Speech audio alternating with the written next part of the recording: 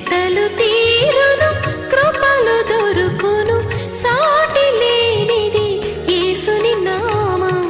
యేసునామమే మధురం, మదిలో తలచిన ధన్యం. యేసునామమే మధురం. ప్రభువునందు ప్రియ దేవుని బిడ్డలారా, నేటి వాక్య ధ్యానము కొరకు ప్రార్థన చేద్దాం. మమ్మలను మిక్కిలిగా ప్రేమిస్తున్న మా ప్రియ పరలోకపు తండ్రి, మీకు వందనాలు, స్తోత్రాలు. నేటి వాక్య ధ్యానము ద్వారా మాతో మాట్లాడము అని ప్రార్థన చేస్తున్నాం. ఘనత, మహిమ, ప్రభావాలు మీరు పొందమని వేడుకుంటున్నాం. ప్రభు, మా ప్రేక్షకుల ప్రతి అవసరము మీరు తీర్చమని వేడుకుంటున్నాం. కొద్ది మాటలు మాకెల్లరకు శ్రేష్టమైనవి, ఉపయుక్తమైనవి, ఆధ్యాత్మికంగా మమ్మల్ని బలపరిచినవి అయినవి అనుగ్రహించము. ఈ దినము అనారోగ్యంతో బాధపడుతూ టెలివిజన్ ముందు కూర్చున్న మీ బిడ్డల కొరకు ప్రార్థిస్తున్నాం. మీ కృప అనుగ్రహించండి. ఘనత, మహిమ, ప్రభావాలు మీరే పొందండి. యేసు నామమున వేడుచున్నాం తండ్రి, ఆమేన్. ప్రభువునందు ప్రియమైన దేవుని బిడ్డలారా, ఫిలిప్పీ పత్రిక 3వ అధ్యాయము 17వ వచనము మొదలుకొని కొన్ని ప్రాముఖ్యమైన విషయాలు మీకు చెబుతాను. పౌలు గారు, మీరు నన్ను పోలి నడుచుకోండి అని పిలిపించాడు. నేను క్రీస్తును పోలి నడుచుకుంటున్న ప్రకారం మీరు నన్ను పోలి నడుచుకోండి. Brothers, join in imitating me. Join in imitating me. Imitation, అలానే ప్రవర్తించటం. ఇమిటేషన్ అంటే మనకు తెలుసు. ఇమిటేషన్ అంటే అట్లాగే ఇతరులు ఎట్లా చేస్తే అట్లా చేయటం. మనకి కొన్ని ఫ్యాషన్ షోస్లో మనం చూస్తాం. చార్లీ చాప్లిన్ లాగా నడవటం ఇమిటేషన్. మైకేల్ జాక్సన్ లాగా డ్యాన్స్ చేయటం ఇమిటేషన్. సినీ యాక్టర్ లాగా డ్రెస్ చేసుకొని హెయిర్ స్టైల్ మార్చుకుంటే ఇమిటేషన్. అలా చూడగానే అర్థమైపోద్ది పలానా వాడు అనుకరణలో ఉన్నాడు వీడని. అలాగే కొందరు పాటలు, మాటలు అన్ని ఇమిటేషన్. అచ్చు అట్లాగే మాట్లాడుతున్నాడు, అచ్చు అట్లాగే ఉన్నాడు. పౌలు అంటున్నాడు, మీరు నన్ను పోలి నడుచుకోండి. జాయిన్ ఇన్ ఇమిటేటింగ్ మీ. ఒక తల్లి ఎట్లా పనిచేస్తుందో, ఎట్లా మాట్లాడుతుందో ఆ బిడ్డ కూడా అట్లాగే ఇమిటేట్ చేస్తుంది. అనుకరణ, వెంబడించుట అనేది బాల్యం నుండి కూడా ఉంది మానవునికి. విశ్వాసిగా తాను చెబుతున్నాడు, ఒక విశ్వాసికి తను సలహా ఇస్తున్నాడు. ఇమిటేటింగ్ మీ, నన్ను పోలి నడుచుకోండి. నేను ఎలా అయితే ప్రభువులో ఉన్నానో, నేను సమస్తం నష్టముగా ఎలా ఎంచుకున్నానో, అలాగన మీరు కూడా నష్టముగా ఎంచుకొని చూపించండి. అది పిలుపు. కానీ కొందరైతే సిలువకు శత్రువులుగా నడుచుకొంచున్నారు. వారి నాశనం, వారి అంతం, వారి దేవుడు, వారికి కడుపే వారి దేవుడు. తాము సిగ్గుపడవలసిన విషయాలు ఏందో అతిశయపడతారు. భూ సంబంధమైన వాటి ఏందో మనసు ఉంచారు. ఇది ఒక కోవకు చెందిన వారు, విత్ ఇన్ ద చర్చ్లో ఉన్నటువంటి వారు, సంఘంలోనే ఉన్నారు. కానీ ఇలా ఉన్నారు. ఎలా ఉన్నారు? క్రీస్తు సిలువకు శత్రువులుగా నడుచుకొంచున్నారు. క్రీస్తు సిలువకు శత్రువులు. సిలువ యొక్క పర్పస్ ఏముందో దాన్ని విడిచి బ్రతికే వాళ్ళు శత్రువులు. సిలువ రక్షణ కొరకు ఏర్పరచబడినది కదా. సిలువకు శత్రువులు అంటే యాటిట్యూడ్ ఆఫ్ క్రైస్ట్కి వ్యతిరేకులని అర్థం. సిలువకు వ్యతిరేకులు అంటే లగ్జరీని ప్రేమించేవారిని అర్థం. సిలువకు శత్రువులు అంటే నష్టాన్ని ప్రేమించిన వారు, నష్టాన్ని స్వీకరించని గైకొనని వారు, శ్రమకు అంగీకరించిన వారని అర్థం. సిలువకు వ్యతిరేకులు అని అంటే ఇవాళ అత్యధిక శాతం ఈ వ్యతిరేకులే ఉన్నారు, సిలువ వ్యతిరేకులు. Who do not want to suffer for Christ, క్రీస్తు కొరకు శ్రమ పడటానికి ఒప్పుకోని వారు. ఇట్లాంటి వారికి వారి కడుపు వారి దేవుడు, వారంతా నాశనం అన్నాడు. అంటే using the religion for livelihood, for earning, for becoming rich, అలాంటి వారు నాశన పాత్రులు అని అన్నాడు పౌలు గారు. నిన్నటి రాత్రి ఒక సహోదరి నాకు ఒక ఉత్తరాన్ని పంపించారు, లేట్ నైట్. ఆ ఉత్తరం సారాంశం ఏంటంటే, హైదరాబాద్ పట్టణానికి లేదంటే రాజధాని పట్టణాలకు వలసపోతున్నటువంటి దొంగ సేవకులు, అబద్ధ బోధకులు. చూడండి, సాధారణంగా సిటీస్లో rich people, established people, business people, employees అట్లా ఉంటారు చర్చెస్కి. వాళ్ళని టార్గెట్ పెట్టుకొని వచ్చేస్తున్నారు అని. తర్వాత కొందరు తెలుగు రాష్ట్రాలకు ఉన్నటువంటి రాజధాని అమరావతి, విజయవాడ బేస్లో తెరల ప్రదర్శన అనగానే మనకు అర్థమవుతుంది ఎవరు, అద్భుతాల ప్రదర్శన అనగానే ఎవరు అర్థమైపోతుంది. అంటే హైదరాబాద్ నుండి కూడా వలస వస్తున్నటువంటి క్రైస్తవ బోధకులు అంటారు అని ఒక ఆర్టికల్ పంపించింది అమ్మ. అందులో ఆవిడ వ్యక్తీకరించిన భావం, ఆ రచయిత వ్యక్తీకరించింది ఏమిటంటే, అబద్ధ బోధకులు వస్తారు అని చివరి దినాల్లో చెప్పబడింది కదా, వాళ్ళు వీళ్ళేనేమో. ఎవరు? అబద్ధ బోధకులు అని చెప్పాడు కదా, ఎవరు అంటే ఎవరి అయితే కడుపు వారికి దేవుడికి ఉందో, ఎవరైతే క్రీస్తు సిలువకు శత్రువులుగా భావించి బతుకుతారో, ఎవరైతే భూ సంబంధమైన వాటి మీద మనసు పెట్టుకుంటారో వాళ్ళు అన్నమాట. భూ సంబంధమైనవి, ఎర్త్లీ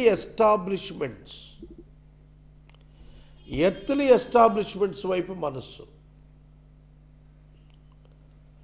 ప్రజలను క్రీస్తు ప్రేమ ద్వారా, సువార్త ద్వారా దేవుని రాజ్యానికి తీసుకొచ్చే బదులు తమ వ్యవస్థలను స్థిరపరచుకోవటానికి అబద్ధ బోధకులు బయలుదేరారు అని రాశారు. సేవకులు వలస వచ్చారని రాశారు. కొంచెం జాగ్రత్తగా రండి. మరి విదేశాల నుండి మిషనరీస్ వచ్చినప్పుడు ఆ మాట ఎవరు అనలేదేంటి? కాబట్టి అక్కడ వలస ప్రాముఖ్యత కాదు, యాటిట్యూడ్ ప్రాముఖ్యత. హైదరాబాద్ నుండి రాజధాని అమరావతికి వచ్చేసారు అని అంటే భయపడేది ఏమింది? ఇందులో భయపడేదేం కాదు. విదేశాల నుంచి ఒకప్పుడు మిషనరీలు రాలా. కాకపోతే విదేశం నుంచి వచ్చిన మిషనరీస్ త్యాగం చేశారు, లైఫ్ త్యాగం చేశారు. ఒకప్పుడు వాళ్ళు విదేశాల్లో లగ్జూరియస్గా బతికిన వాళ్ళు ఇక్కడ అడవుల్లో తిరిగారు, గుర్రాల మీద తిరిగారు, నడిచి తిరిగారు. ఈ ఫుడ్కి, ఈ అట్మాస్ఫియర్కి అడ్జస్ట్ అవడానికి అనారోగ్యం పాలై చనిపోయిన వాళ్ళు ఉన్నారు.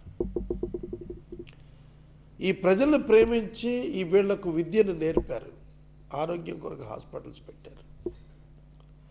ఆ మిషనరీలు ఎంతో దూరం నుంచి వచ్చినా ఎవరు ఏం అనలేదు. కానీ ఒక 100 కిలోమీటర్లు ఉండే తెలంగాణ నుంచి వచ్చారు, ఏదో బార్డర్ నుంచి వచ్చారని అంటేనే ఇవాళ వలసలు వచ్చారు సేవకులు అనే కామెంట్ వచ్చింది. ఎందుకంటే షీప్ స్టీలర్స్, గొర్రెలు ఎత్తుకుపోతారు వాళ్ళు, విశ్వాసులు ఎత్తుకుపోతారు విజిలేసి అని. గుర్తుంచుకోండి. ఇట్టివారు ఇవాళ సమాజంలో పెరిగిపోయారు. తెస్సలోనిక పత్రికలో అబద్ధ బోధకుల గురించి రాశాడు. ఎవరైతే డబ్బు ప్రధానంగా క్రైస్తవ పరిచర్యలో ఉన్నారో వారే అబద్ధ బోధకులు. పరిచర్య కొరకు డబ్బా, డబ్బు కొరకు పరిచర్యనా? అది చాలా ప్రాధాన్యం, పరీక్షించుకోవలసిన అంశం. ఇవాళ చాలామంది డబ్బు కోసం పరిచర్యలు స్థాపిస్తున్నారు. పరిచర్యల కోసం డబ్బు తీసుకురావటం అనేది రైట్ మెథడ్. రాంగ్ మెథడ్లోకి ఎంటర్ అవుతున్నారు ఇవాళ. To earn money they choose the ministry, they choose the business ministry. అలాంటి వారి యొక్క అంతాన్ని గురించి మాట్లాడుతున్నాడు పౌలు. వాళ్ళు భూ సంబంధమైన వాటి మీద మనసు ఉంచుతారు. True believers, true servant of gods, true servants of God attitude ఎట్లా ఉండాలంటే, మన పౌరస్థితి పరలోకమందుంది, భూమి మీద మనం యాత్రికులు పరదేశం. లెస్ లగేజ్ మోర్ కంఫర్ట్ అని ఒక సామెత ఉంది. ఎంత తక్కువ భారం పట్టుకెళ్తే అంత సులువు ప్రయాణం అని. మీరు గమనించండి, బైబిల్ గ్రంథంలోని నిజమైన భక్తులు అందరూ కూడా they were carried less luggage responsibilities, earthly responsibilities కానివ్వండి, ఎర్త్లీ ఎస్టాబ్లిష్మెంట్స్ కానివ్వండి, చాలా లిమిటెడ్ క్యారియర్స్, చాలా లిమిటెడ్ బర్డెన్ పెట్టుకునేవాడు. దేవుని పని, దేవుని రాజ్యం పని, ప్రజల మేలు అవి ప్రధానంగా పెట్టుకునేవాళ్ళు. అబ్రహాం గారిని తీసుకోండి. అబ్రహాము ఎంత డబ్బు సంపాదించినా అది నాది కాదన్నట్టుగా ఉండిపోయాడు. ఎందుకంటే పరలోకములోని పౌరస్థితి కొరకు భూమి మీద సిద్ధపడిన భక్తులే తప్ప భూమి మీద ఏవేవో ఎస్టాబ్లిష్ చేయడానికి కాదు. ఇవాళ చాలా సింపుల్ అండి. మన మైండ్ సెట్లో ఒక చిన్న మార్పు డబ్బు మీదకు తరలిపోతే మన యొక్క ఆధ్యాత్మిక జీవితం సమాధిలోకి వెళ్ళిపోయినట్టే. కనుక it is in your hands, నీ చేతుల్లోనే ఉంది నీ నిర్ణయం. నీవు పరలోకం కోసం సిద్ధపడటానికి భూమి మీద బతుకుతున్నావా, లేక భూ సంబంధమైన విషయాలు స్థిరపరుచుకుని ఎల్లకాలం ఇక్కడే ఉందామని అనుకుంటున్నావా? What is your view today? నీ భావన ఎట్లా ఉంది ఒకసారి నువ్వు ఆలోచన చేయాలి. నీ భావన ఏ విధంగా ఉంది ఒకసారి ఆలోచన చేయాలి. మన మనసులో మనం పరలోక సంబంధులం, పరలోక పౌరులం, మన నివాసం శాశ్వతం అక్కడుంది. యోహాన్ 14 ప్రకారం ప్రభువు మనకు నివాసాలు ఇస్తున్నాడు. నివాసాలు నిర్మాణం అవుతున్నాయి, తయారవుతున్నాయి. ఆయన తిరిగి వస్తాడు, తీసుకెళ్ళి అక్కడ పెడతాడు. మనం అక్కడ ఉంటాం అనేది అది మనకు నేర్పించబడింది. పౌరస్థితి, citizenship is in heaven, but our citizenship is in heaven. అక్కడ మన రక్షకుడు ఉన్నాడు. ఇప్పుడు ఆయన వస్తాడు, ఏం చేస్తాడు? వచ్చి మళ్ళీ తీసుకెళ్తాడు. మనం దాని కొరకు ఎదురు చూస్తున్నాం, దీనికోసం కాదు. ఈ లోక సంబంధమైన స్థిరత్వం వైపు కాదు మనం ఉంది. నేను ఈ 4 మాసాల్లో లయన్స్ క్లబ్లో అసోసియేషన్స్లో చూశాను. ఇతర అవుట్ సైడర్స్ను కూడా నేను క్షుణ్ణంగా దగ్గరగా పరిశీలించాను. మనీకి వాళ్ళు ఇచ్చే ఇంపార్టెన్స్, ఎర్త్లీ ఎస్టాబ్లిష్మెంట్కి కొందరు వ్యక్తులు ఇచ్చిన ఇంపార్టెన్స్ చూసినప్పుడు నాకు అనిపించింది, they were blind about spiritual issues. నిత్యరాజ్యం కొరకైనటువంటి ఏ విధమైన సిద్ధపాటు వారి దగ్గర నేను కనుగొనలేకపోయాను. సహోదరుడు, సహోదరి, ఇవాళ సమాజం అంతా కూడా డబ్బును ఆరాధిస్తున్నారు. వర్షిపింగ్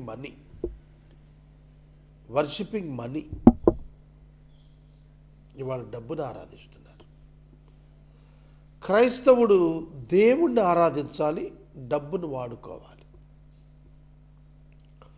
కానీ చాలామంది అన్యులు డబ్బును ఆరాధిస్తూ దేవుణ్ణి వాడుకుంటున్నారు. అది వ్యత్యాసం. కారణం ఏంటంటే వాళ్ళకి పరసంబంధమైన అనుభవం లేదు, పౌరస్థితి అనుభవం వారికి లేదు. నేను ఇక్కడ ఉండటం కాదు, అక్కడ ఉండటం కొరకు ఇక్కడ నివసిస్తున్నాను. అదవుతుందా? మనం యాత్రికులం, మనం ప్రయాణంలో ఉన్నాం. ఈ ప్రయాణం ముగుస్తుంది, మళ్ళీ వెనక్కి వెళ్ళిపోతాం, బ్యాక్ టు పెవిలియన్ వెళ్ళిపోతాం, ప్రభు దగ్గరికి వెళ్తాం. 90 సంకీర్తనలు అదే చెప్పాడు, నరులారా వెనకకు తిరిగి రండి, నువ్వు పిలిచినప్పుడు మేము నీ దగ్గరికి వస్తాం. తరతరాలకు మాకు నివాస స్థలం నువ్వే నాయనా అని ప్రార్థన చేశాడు మోషే భక్తుడు. మోషేని ప్రభు నెబో పర్వత చక్రం మీద నువ్వు చనిపోవాలయ్యా అన్నప్పుడు he didn't ask for the extension of life. హిజ్కియా ఏడ్చినట్టు ఆడవాల మోషే ఇక్కడ చనిపోవయ్యా అంటే, okay lord, I'm ready, I'm coming, నేను వచ్చేస్తున్నాను ప్రభా నీ దగ్గరికి అని అక్కడే అయిపోయాడు, అక్కడే రాలిపోయింది అది శరీరం. గుర్తించండి, if God wants you to call today, are you ready? Are you ready to reach your God today? దేవుని దగ్గరికి చేరిపోవటానికి వాళ్ళు నీకు పిలుపు వస్తే నువ్వు సంతోషపడగలుగుతావా? లేకపోతే 2 రోజులు ఆగి రా దేవుడు అని చెప్తావా? ఒకసారి నిన్ను నువ్వు పరీక్షించుకోవాలి. మన పౌరస్థితి పరలోకంలో ఉంది, ప్రభు అక్కడ ఉన్నాడు, ఆయన తిరిగి వస్తాడు, ఆయన మన రక్షకుడు.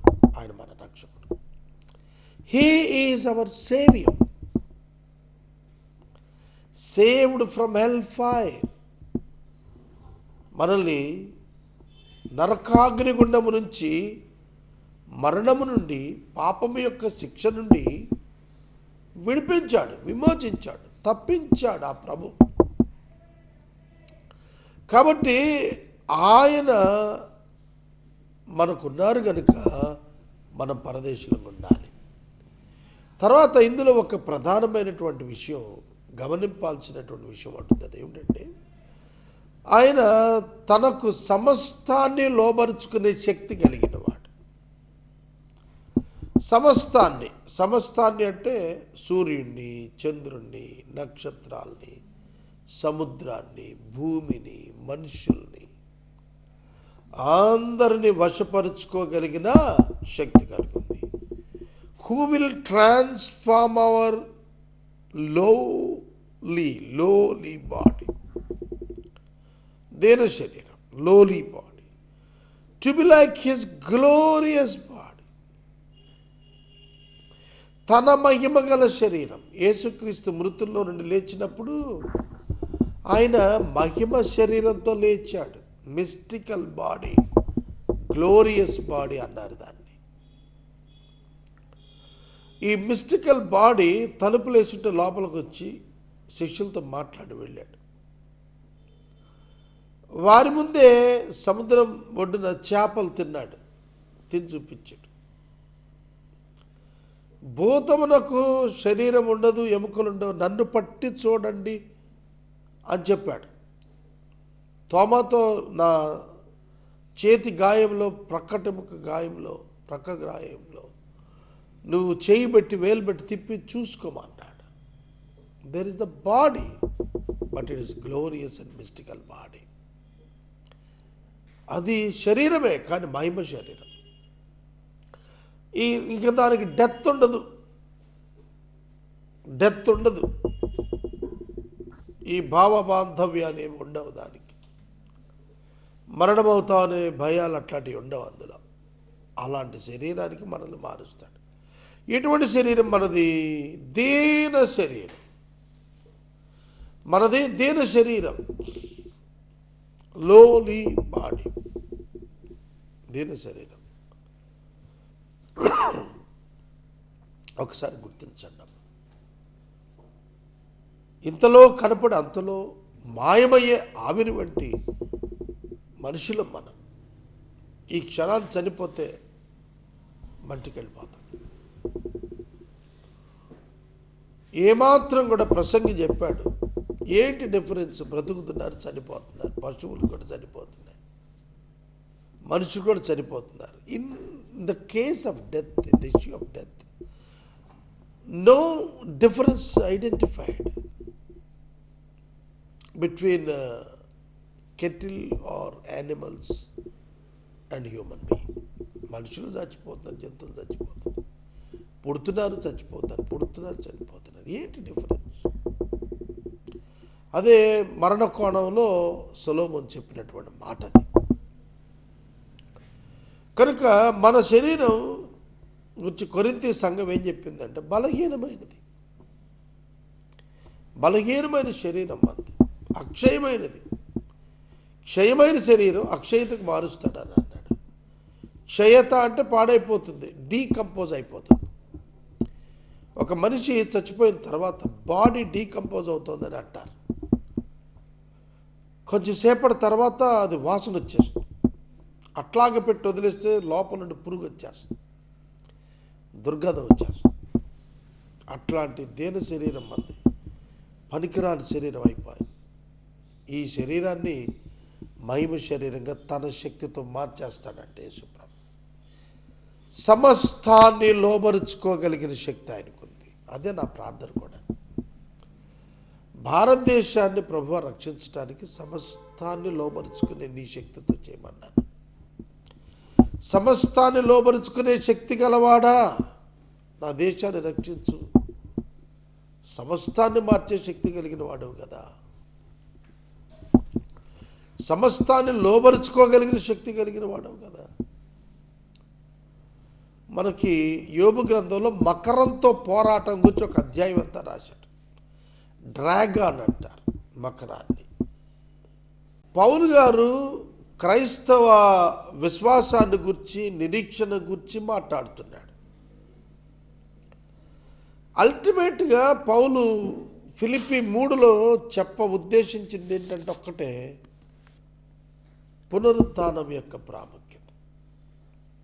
క్రీస్తులో పునరుద్ధానం మనకు ఎంత భాగ్యమో మనకు తెలియచేస్తున్నాడు పౌలు గారు.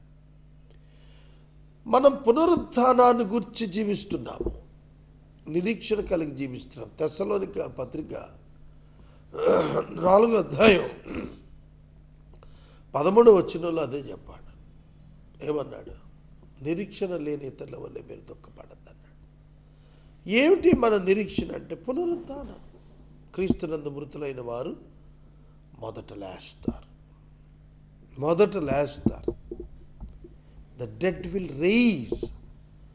మృతులు లేస్తారు, సమాధులు తెరవబడతాయి. దానియేలు గ్రంథం 12వ అధ్యాయంలో ప్రారంభం నుండి మీరు చూస్తే దీనికి ఆశ్చర్యపడకండి, ఒక సమయం వస్తుంది సమాధులు తెరవబడతాయి అన్నాడు. యోహాను సువార్త 5వ అధ్యాయంలో మనం చూస్తే చివరి వచనాలు 24, 28 వచనాలు చూస్తే అక్కడ కూడా అదే చెప్తున్నాడు. మృతులు దేవుని కుమారుని యొక్క స్వరం వినే సమయం వచ్చేసింది, అది వచ్చేసి కూడా ఉంది అంటాడు. సమాధులు తెరవబడతాయి, మృతులు లేస్తారు అన్నాడు. మృతులు లేస్తారంటానికి ఒక ఉదాహరణ లాజరస్ సమాధుల నుంచి బయటకు వచ్చినాడు. యేసు మహిమ శరీరంతో బయటకు వచ్చాడు. అబ్రహాము మృతుల పునరుద్ధానాన్ని ఆయన విశ్వాసం ఉంచి కుమారుని బలి ఉంటాకి అతనికి వెళ్ళాడు. కాబట్టి మృతుల పునరుద్ధానం నీ మైండ్ సెట్ మార్చేస్తుంది ఒక విశ్వాసిగా. Death is not final for believer. విశ్వాసికి మరణం ముగింపు కాదు. చాలామంది గత జన్మ, పూర్వజన్మ, సుకృతం అని మాట్లాడతారు. అది హిందూ పదాలు అవి. Christian never accept that. ఒకే జీవితం. మానవుడు ఒకసారి జన్మిస్తే ఒకసారి చనిపోతాడు అంతే. మళ్ళీ ఇంకో ఫామ్లోకి మారటం బైబిల్ లేదు. ఆ తర్వాత తీర్పు ఉంటుంది అంతే. అది మేజర్ డిఫరెన్స్. ఇతర రిలీజియన్స్కి మనకి కూడా. కనుక చర్చ్ క్రీస్తు సంఘానికి దేవుడిచ్చిన ఆధిక్యత మొదటి పునరుద్ధానంలో పాలుభాగం. ప్రభువుతో 7 సంవత్సరాలు పెండ్లి విందులో పాల్గొనడం, ప్రభు సన్నిధికి ఎగిసిపోవటం, క్రీస్తు ఎలా ఉన్నాడో అలా మారిపోవటం, క్రీస్తు వలే మారటం, ఆయన సారూప్యానికి మారటం, ఇది కదా మనకి అంతిమం. ఈ లోకంలో ఏం తిన్నాము, ఏం తాగాము, ఎక్కడున్నాము, ఎందులో నివసించాము, నేను ఎప్పుడు ఆలోచిస్తుంటాను. వీటికే ఎక్కువ సమయం పోతుంది కదా మన జీవితంలో. అవి అవసరం, కానీ దేవుడు ఇస్తాడు. అవి అవసరం, వాటి కొరకు మనం చింతించాల్సిన పని లేదు, మన దేవుడు ప్రొవైడ్ చేస్తాడు. ఎందుకంటే ఆయన సమస్తమును లోబరుచుకున్న జాలిన శక్తి కలిగిన వాడు. ఆయనకు లోబడింది ఏదీ లేదు. విశ్వమంతా లోబడుతుంది మానవుడు తప్ప. మానవుడు తిరుగుబాటు చేస్తున్నాడు. అర్థం చేసుకోండి. యేసుక్రీస్తునందు మీరు లోబడుట నేర్చుకోవాలి, నిరీక్షించడం నేర్చుకోవాలి, విశ్వసించడం నేర్చుకోవాలి. అప్పుడే మన జీవితాల్లో ఒక ధన్యత, ఒక ఆశీర్వాదం. ప్రార్థన చేసుకుందాం. మమ్మల్ని మిక్కిలిగా ప్రేమిస్తున్న తండ్రి, వందనాలు, స్తోత్రాలు. మీరిచ్చిన వాక్యము కొరకు కృతజ్ఞతలు. మీ మహిమ శరీరమునకు తగిన పోలిన శరీరంగా, సమరూపంగా మమ్మల్ని మార్చడానికి శక్తి కలిగిన దేవ, శిలువకు శత్రువులుగా ఎవరున్నామో అట్లాంటి వారిని గద్దించి సరిచేయండి. కడుపునే దేవుడిగా ఎంచుకునే వారికి బుద్ధి కలుగ చేయము. Let them turn their hearts towards you lord. దేవా, నీపై ఆధారపడున్నా, నిన్ను నమ్ముకొనున్నా, నీ కార్యం జరిగించు. యేసు నామమున అడుగుచున్నాం తండ్రి, ఆమేన్. తండ్రి అయిన దేవుని ప్రేమ, కుమారుడి యేసయ్య కృప, పరిశుద్ధాత్మ దేవుని యొక్క అన్యోన్య సావాసం సదా మనకు తోడైనను గాక. ఆమేన్.